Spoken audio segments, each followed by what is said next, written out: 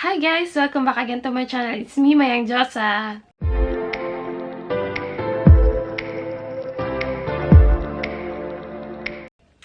Yes guys, in today's video, as you can see in the title, no, sabi ko dyan, pampatanggal ng peklat. Tama ba yung aking itatitle? Pampatanggal ng peklat using lamang ng isang product. At ang product na ito ay ang Dream White ng Kojisan. Guys, inform ko na kayo, dalawang klase ang meron sa Kojisan natin.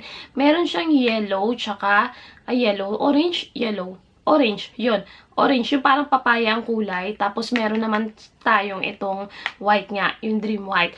So, i-review lang natin ng onti itong Dream White na to, Kojisan na to. Anti-aging soap siya, combines with youth regenerating properties of collagen and elastin, plus the lightening effect of kojic acid. The moisturizing and whitening properties of the product will leave your skin feeling revitalized, refresh, and younger looking.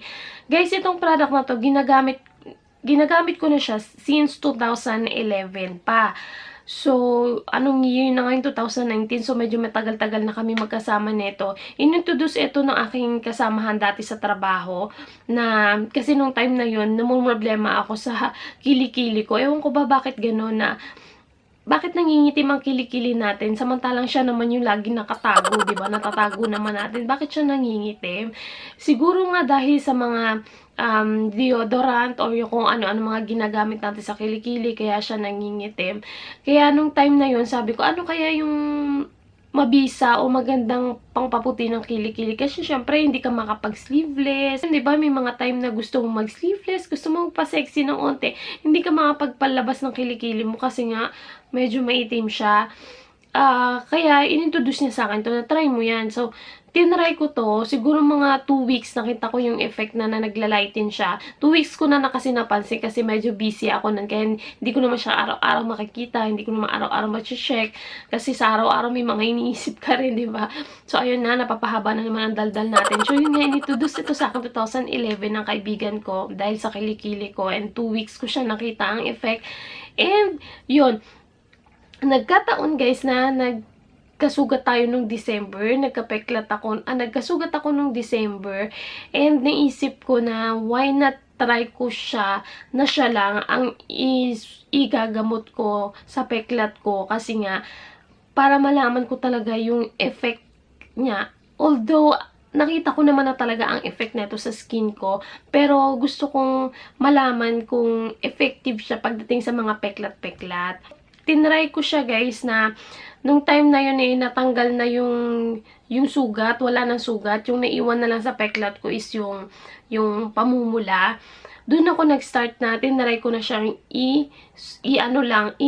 isabon lang sa sugat. Ang ginagawa ko guys, ganito. Kasi hinahati-hati ko yung sabon na ganyan. Ganyan siya kaliliit. Kasi mabilis tong mabilis tong hindi ko pala napakita sa inyo yung itsura niya sa loob. Ito siya guys. 2 peraso yung ganito. 60 pesos ang presyo niya ha. Ito, puti. Yung puti yung ginagamit ko. Hindi yung, meron kasi nga yung sabi ko nga isang klase, yung orange siya. Ito naman ay puti. Ito yung ginagamit ko talaga. Alam ko guys, mabilis na uubos. Itong Dream White na to. Yung puti yung loob.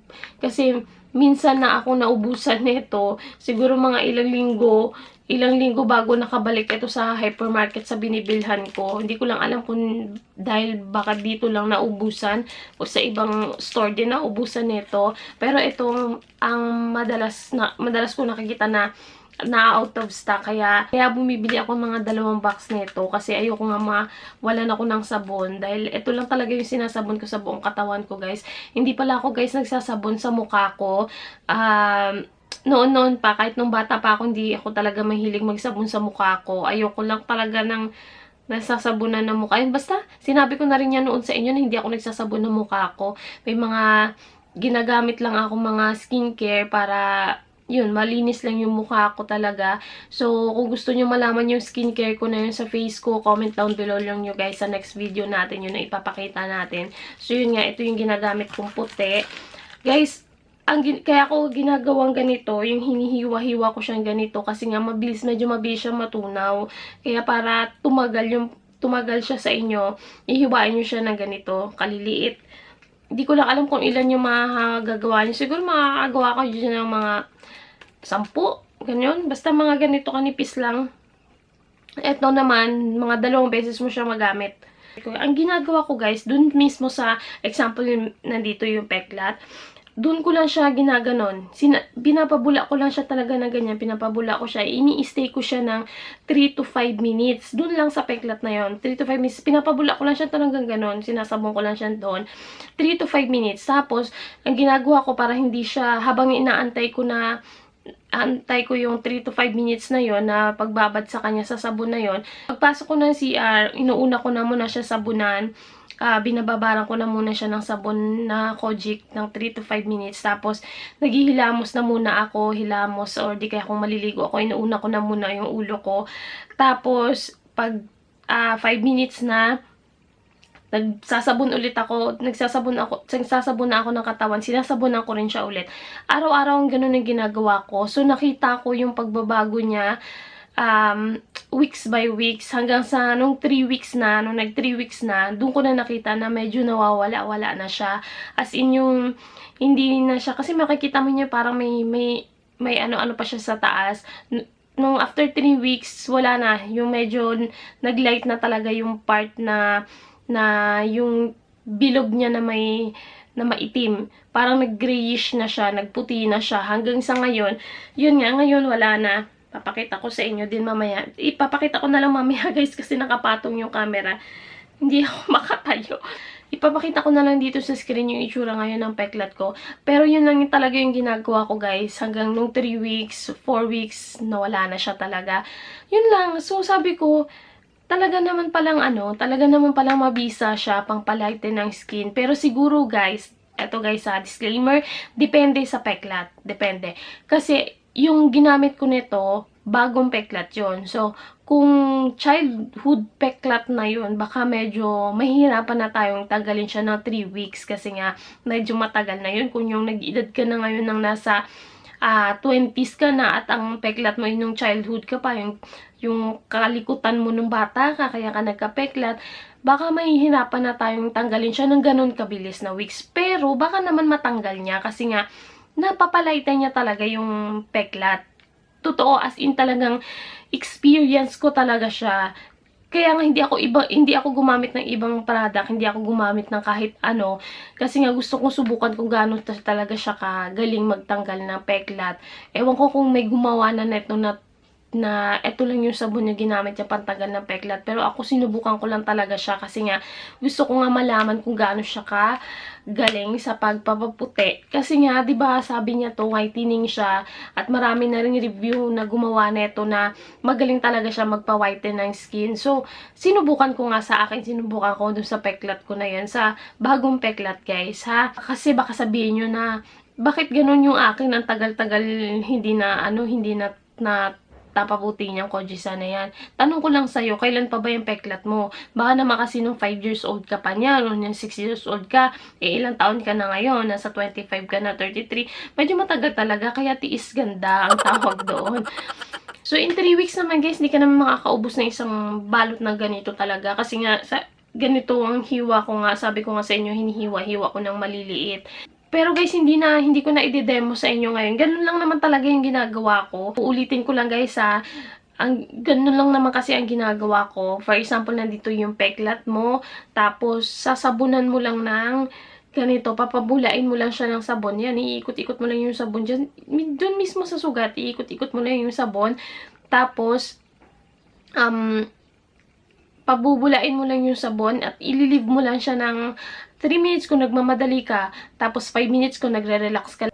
Unahin mo na muna yung ulo mo para hindi mabasa yung binabadan mo, para hindi matanggal yung binabad mong sabon. Ngayon, kung sa face mo naman ikaw may problema, kasi talaga guys, ito guys, pwede ito sa face ha. Yung sabon na to, pwede sa face. Hindi ko lang, ako personally, kasi hindi lang talaga ako nagsasabon sa mukha ko. Pero yung kapatid kong pangalawa, sa mukha niya to sinasabon, and nawala yung mga dark spots niya talaga kasi may mga dark spots din siya noon, nawala din yung dark spots niya.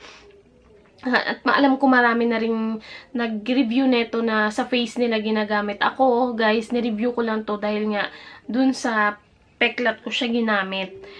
Ayun, guys. So, sana may napulot na naman kayo dito sa ating reviews nito, sa pa-review na to. Guys, disclaimer again, guys, hindi ito sponsored ni Koji-san.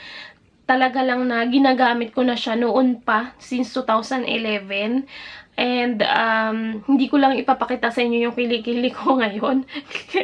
Kasi, hindi dahil sa maitim siya ngayon, kundi dahil hindi ako nagbunot ng buhok ngayon sa kilikili. So, yan lang guys. Kung meron pa kayong mga katanungan, nasabi ko naman na yata ang presyo ng Koji-san, 60 pesos. Nabili ko siya sa hypermarket, sa supermarket, pwede nyo siyang bilhin. Sa mga butika, ganon, pwede nyo siyang bilhin. And, ano pa ba yung mga nakalimutan ko? May nakalimutan ako sabihin, guys. Please comment down below. Kung may mga katanungan pa kayo, please comment down below din. Tapos, yun. So, yun lang guys. Yun lang yung mai-share ko sa inyo. Sana makatulong din sa inyo ito. Kung meron kayo ngayong peklat na bagong-bagong peklat, try nyo to. Subukan nyo rin. At masabi nyo rin na totoo yung mga sinasabi ko.